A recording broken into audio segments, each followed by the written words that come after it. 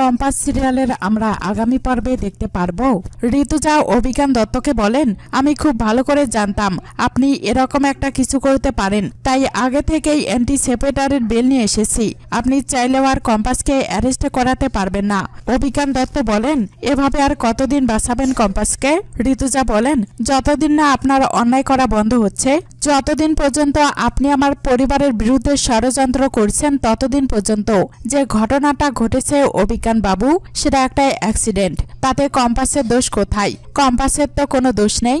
এই পাকা ছেলেটা কেন পাকামি করে বলতে গেছিল যে কম্পাস এক্সপেরিমেন্ট করে দেখাবে?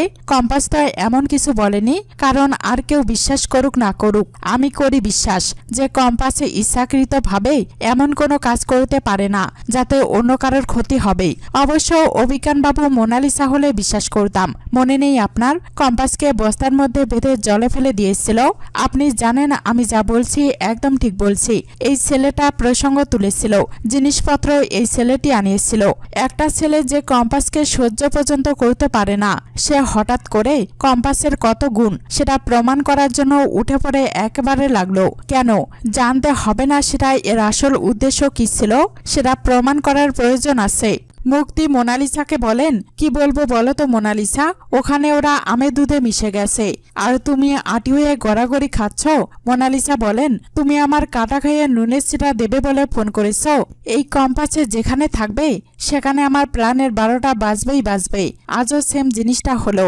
মুক্তি বলেন, শোনো সেনাপতি তোমাকে একটা আইডিয়া দেবে। সেই আইডিয়া অনুযায়ী তুমি যদি কাজটা করে ফেলতে পারো তাহলে ওই সামান্য একটু ক্ষতি হবে। মোনালিসা বলেন, কার সেটা? মুক্তি বলেন, তোমার।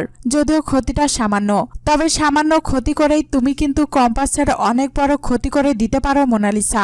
এটা একবার ভেবে দেখো। সেটা একবার ভেবে দেখো। পার্মানেন্টলি তুমি বিহানের জীবনে ঢুকতে পারবে। শুরুতে তোমার একটু কষ্ট হবে, কিন্তু সেই কষ্টটা যদি সহ্য করে নিতে পারো তাহলে কিন্তু তুমি বিহানকে পাবে। তোমার যদি ইচ্ছা থাকে বলো, তাহলে আমার ছেলে সেনাপতি তোমাকে হেল্প করবে। মোনালিসা বলেন, কি করতে হবে বলো? বিহানকে পাওয়ার জন্য আমি সব করতে পারি। মোনালিসা কম্পাসকে বলেন, এই কম্পাসে দেখ না রে বিহান কেমন করছে, ওকে বল না হ্যাঁ বলতেই। কম্পাস বলেন, হ্যাঁ বলবো তো। আমার সামনে আমার বরকে তার গার্লফ্রেন্ডে বলছে তাকে নিয়ে ভ্যালেন্টাইন্স পার্টি করবে, ও আবার সেখানে আমাকেও ইনভাইট করবে। আমি সেখানে আমার বরকে রাজি করাবো না? তা আবার হয় নাকি? এই বিহান স্যার আপনি না হ্যাঁ বলে দিন, বুঝলেন? খুব মজা হবে কিন্তু। আরে আমার বরের সাথে তার গার্লফ্রেন্ড ভ্যালেন্টাইন্স ডেতে ভ্যালেন্টাইন খেলবে, কিন্তু আমি সেই পার্টিতে গিয়ে কি করব আমি সেটাই বুঝতে পারছি না। কিন্তু আমার মজা হবেই। আমি জানি এই প্রেমের প্যাটার্নটাই তো পুরো আলাদা। এ বাবা, আমি কি কিছু ভুল বললাম? ভিয়ান বলেন, আর ইউ ডিসগাস্টিং।